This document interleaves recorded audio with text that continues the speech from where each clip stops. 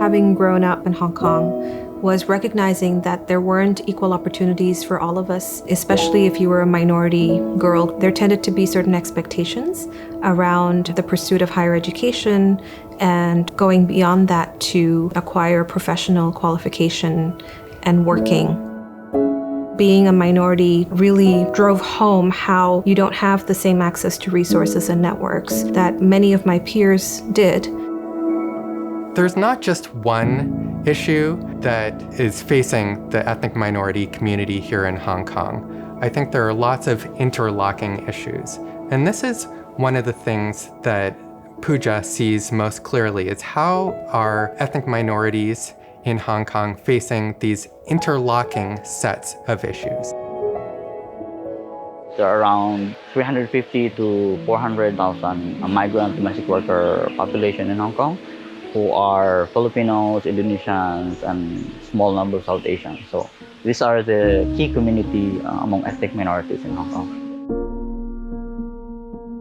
I would say the main issues facing ethnic minorities in Hong Kong is racial discrimination, the language barrier, and also an inequitable education system. Before 2014, not every school is open to admitting ethnic minority students, and there were just a handful of 30 to 40 primary and secondary schools among about 900 schools in Hong Kong that would take ethnic minority students. So we can see the student population there will be like, some of them are 99% non-Chinese students, and so there's a real segregation.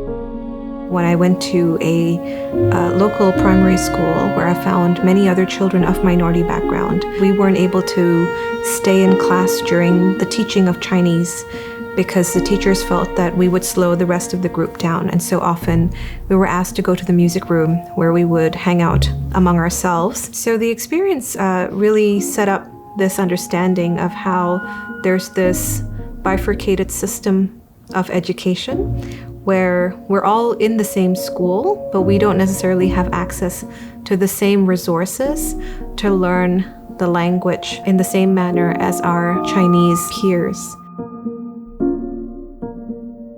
Ethnic minorities in Hong Kong faces multiple challenges when it comes to integration and inclusion. So especially the permanent residents who are non-Chinese speaking population. Not so many Filipinos had this opportunity to become professionals in Hong Kong. And I worry that what would happen also to my kids. Puja has worked very hard towards desegregating the education system in Hong Kong. At Unison, she brings light to the different ideas of desegregation, and so our policy researchers actually focus on how to desegregate the system and also brings out the seriousness of the problem to the government. Puja would actually go meet with the government officials, talk to them about the seriousness of the problems, and then think of a solution to desegregate. The government's response was that we have not instituted this policy with a view to discrimination, but rather as a positive measure to enhance the chances of children being able to acquire Chinese. It soon became very clear that these schools were hotbeds for creating an entire underclass of young people who would not have the necessary skills to be able to enter the employment market. So I worked together with community partners, especially Hong Kong Unison, to advocate for the segregated schooling in Hong Kong. After 2014, due to Unison's also policy advocacy, the system has changed, and now even a school with one student would get funding from the government to support the student to learn Chinese. And so now I think minority students are kind of distributed in different schools, but they're still not evenly distributed. Puja's work focuses on Hong Kongers in all their diversity, in all their plurality. And one of the goals of her work is to help us see that diversity in the clearest way possible. So when Puja is working on her report on the status of ethnic minorities, she's trying to make visible how the law falls short in protecting people who are the most marginalized in Hong Kong. I've seen her work with ethnic minority populations. I've seen her work around diversity and inclusion, gender activism, sexual minorities, domestic workers, children's rights, law and activism, and intersectionality. That's a word that we throw around a lot, but her research is truly intersectional. But I think for me, one of the most meaningful experiences has been watching her with students in our classes and her being able to share her own experiences as a mother, as a professional, as a scholar, and an activist.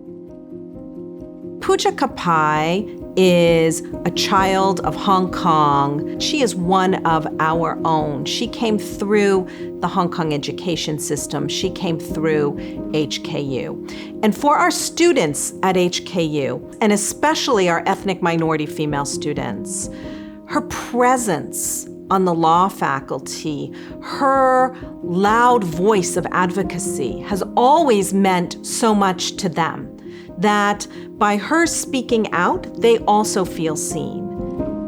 Herself is a symbol, like something that she has achieved can also be achieved by other ethnic minorities. So she, in fact, is a source of motivation and inspiration among ethnic minorities, especially the youth. I love the name of this award, the Global Pluralism Award, because that's how I would describe her career. She is not one thing. She really does contain multitudes. Her research changes behaviors, changes policies. But I think what's interesting is the activism, the policy work, the research, the teaching all come together quite seamlessly. She makes it look much easier than it is. The significance of this award is the light that it shines on the pertinence of these issues and how important it is for all of us to see that we each play a fundamental role in addressing exclusion.